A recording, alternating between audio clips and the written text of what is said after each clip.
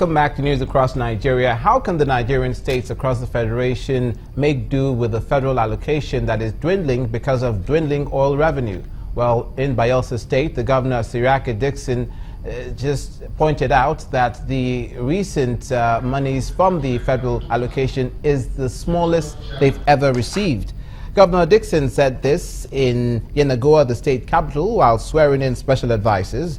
He raised concerns that the money, which is 2.9 billion naira allocated to Bayelsa State, is not even enough to cater for civil servants, let alone the whole populace, saying the state will have to find alternative ways of generating revenue. The economy of our nation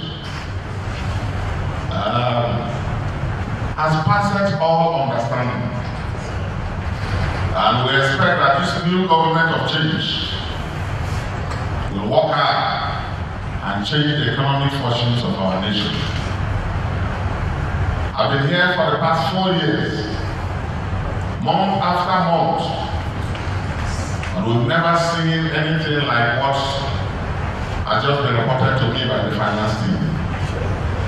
For this year, for this month, what has come into our state is the sum of 2.9 billion naira. It's never been this bad as we try to manage the scarce resources available to meet our obligations. Hard decisions will be taken, some of which we will communicate very soon after consultations. And people need to now look for alternative ways of earning a living.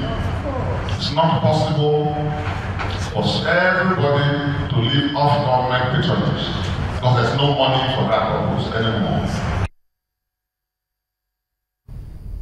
Dickson, Governor, Bayelsa State. While Bayelsa State is figuring out ways to increase its internally generated revenue, Cross River State is doing just that with plans underway to set up a mining factory to explore the state's over 30 solid minerals, including limestone, clay, barytes, and tin.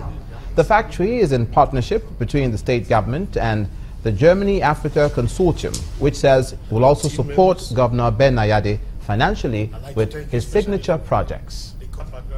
Find a lot of raw material, and I think for myself that is a very good idea that we use to Germany and also to Europe the raw material from Nigeria. It's a very important raw material from Nigeria, and we give investment, a lot of investment. But that is not all. As a president, as a chairman of the German-African Consortium, it is also, again, what I like, especially from my side, that we make a benefits program for Africa and in this moment also for Nigeria. The Germans are known for construction, they are known for technology, they are known for capacity.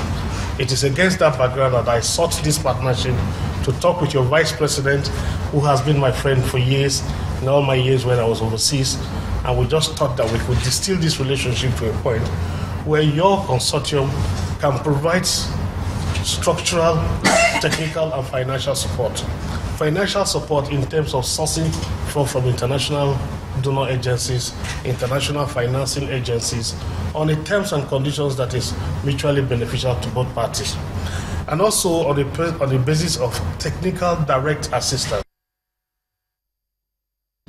Ben Ayade, Governor, Cross River State. To the southwest now, where another governor, this time Ayo Fayose of Ekiti State, has fulfilled his promise to provide portable water for the Aramoko Ekiti residents. At the commissioning of the project, the governor restated his administration's commitment to make pipe-borne water available to all homes. You need certain levels of commitment to do this job. You need to be prudent.